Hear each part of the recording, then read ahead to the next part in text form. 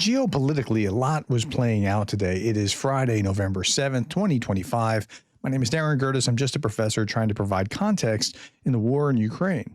So Trump and Orban were meeting today, and this is after Zelensky was calling Orban out. And let's talk about the background here. So Zelensky, just a couple of days ago, was accusing Orban of supporting Putin by blocking Ukraine's accession to the EU. And this has been going on for some time. Orban was saying things like, not a single Hungarian will die for Ukraine, and we're not going to accept Ukraine into the European Union. Let's listen to Zelensky for just a moment. That Viktor would support Russia because blocking of Ukraine in the EU is the very specific support by Viktor of Putin, and that is definitely not that good. In my opinion, that is my subjective opinion. Okay, so there's that. And then this goes back a long time. Look at the date here, November 8th, 2024, where Zelensky is saying a leader who advocates a ceasefire but opposes security guarantees is just a rhetorician. Zelensky said this: ceasefire is being proposed to you by the leader who is against Ukraine in NATO. Just imagine that. It's nonsense. It's disharmony.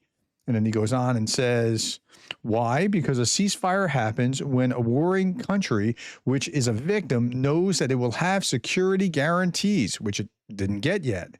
Therefore, a leader who advocates a ceasefire but opposes security guarantees is just a rhetorician. That was a year ago. Okay, so they've been at it for some time. Orban, meanwhile, is saying that a Putin-Trump meeting in Budapest could happen within days. Now, this is before he was meeting with Trump, and we'll show you what was said when he was meeting with Trump.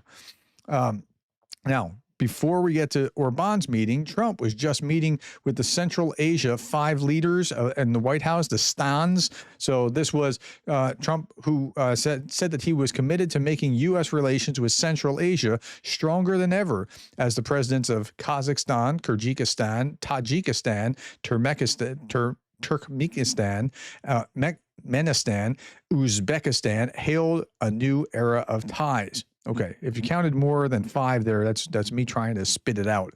So, yeah, but he was meeting with this. This is Putin's backyard. This is China's backyard. Okay, so Trump meets with Orban, calls him a great leader, warmly, recognizes him as he comes over to the White House. He's very happy to see his good friend Orban, right?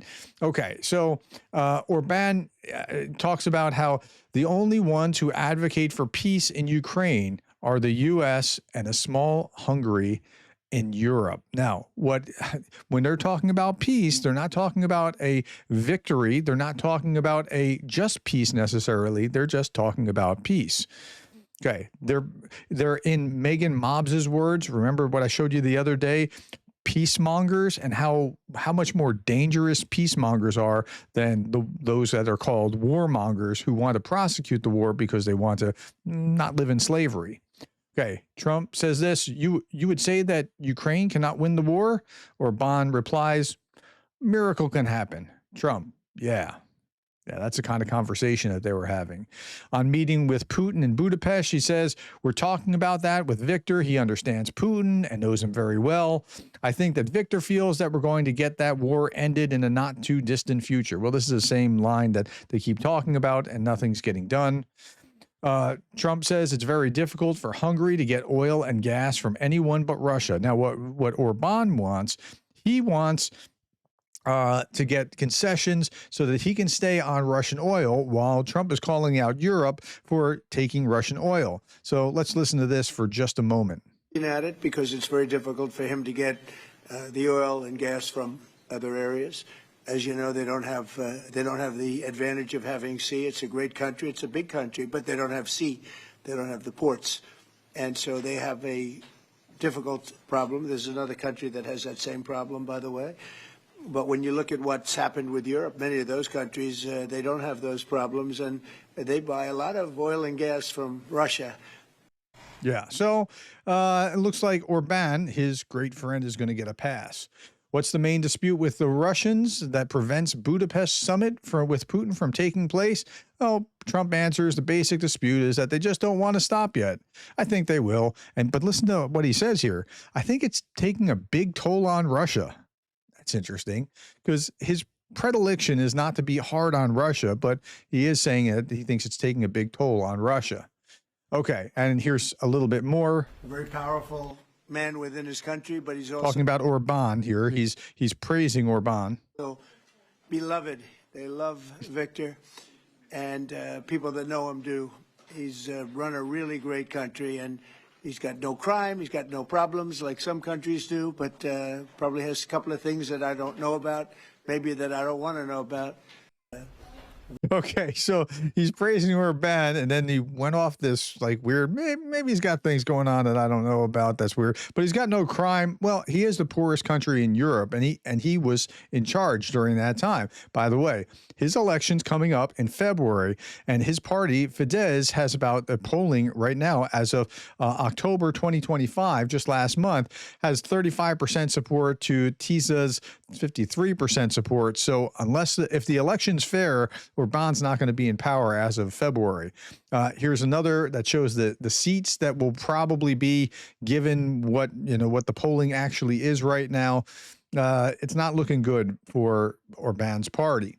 Okay, Sweden will provide Ukraine with nearly $8 billion in military aid in 2026 to 2027, strengthening long-term defense ties. With Sweden's support, Ukraine has already deployed 400 drones to strike Russian oil refineries.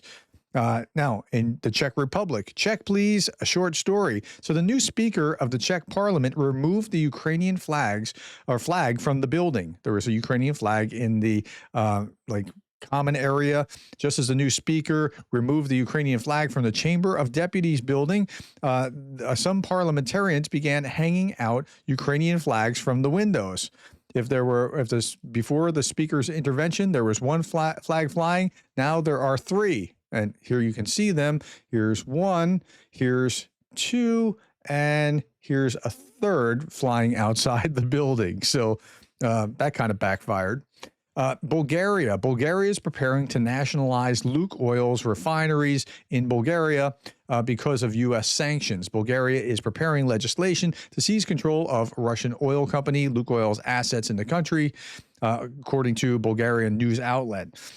Under the proposed bill, the state-appointed manager would assume full control of Lukoil's refinery and fuel operations, with power to sell assets and deposit proceeds into government accounts, effectively suspending Russian ownership rights. Lukoil had planned to sell its Bulgarian assets, and abroad, Lukoil has tentacles everywhere. Lukoil and Transneft. I'm trying to remember what the name of the other one is, the larger one. Okay. and one of the plans was that a Putin buddy who owns an operation named Gunvor was going to just buy out Lukoil and then maybe transfer it back later on. It's not going to work that way. Gotta love the language coming out of the U.S. Treasury on Russia after Putin tried one of his typical scams of merely selling sanctioned assets to himself through a third party who is loyal to Putin. Will the U.S. really sanction Russia? If so, Kyrgyzstan must go. President Trump, this is from the Treasury Department, President Trump has been clear that the war must end immediately. As long as Putin continues the senseless killings, the Kremlin's puppet governor will never get a license to operate and profit. So they're wise to the games there. Okay, meanwhile, the Polish foreign minister, Sikorski, said that Putin may prefer a bad war in Ukraine to a bad peace, which would expose his mistake in invading the country. Quote, if Russia were to prevail in Ukraine, it would be tempted to use the territory and the industrial and human resources of that country to go further. That's why it's important to keep Putin's army as far as possible from our borders, which means helping Ukraine defend itself. Good thinking. It's very difficult for a leader who started an aggressive illegal war to admit the mistake, to change course, and then still remain in power. So it's fair to theorize that for the president of Russia, a bad war is preferable to this bad peace. That's interesting. I think that's a good way of thinking about what's going on. Meanwhile, it's being reported that Europe can match Russian military power by 2030. Look at that, by 2030, if Ukraine holds the line. So Europe has got to get serious about actually ramping up military power to be able to fend off the aggression that is coming from Russia. New RI analysis reveals critical gaps in 20 of 30 European nations that field fewer than 15,000 troops each. 20 out of 30 European nations are just not ready. The continent has the money and the technology. The problem is ammunition stockpiles, missile production described as dire, and ground forces unable to match Russian mass. Right now, Ukrainian resistance is Europe's primary deterrent. That's what's preventing things. Two pillars prevent Russia from Russian assault on the Euro-Atlantic territory: NATO unity and Ukraine's fight. I think that's very fair. NATO's unity has never been anything like what it's, I mean, before 2022, NATO unity was pretty bleak, but Ukraine's fight, that's what's holding it together. If either erodes, the risk of armed conflict between Russia and Europe would increase considerably. Ukraine buys Europe time it's not using effectively. It's really not using this time effectively. Like they really got to get it together.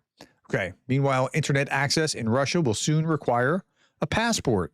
A passport for internet access? Yes, because they want to know who you are and what you're watching. According to experts, by 2026, Russians may be required to log in through the government portal. And to make this work, all social networks, video platforms, and websites would have to be restructured.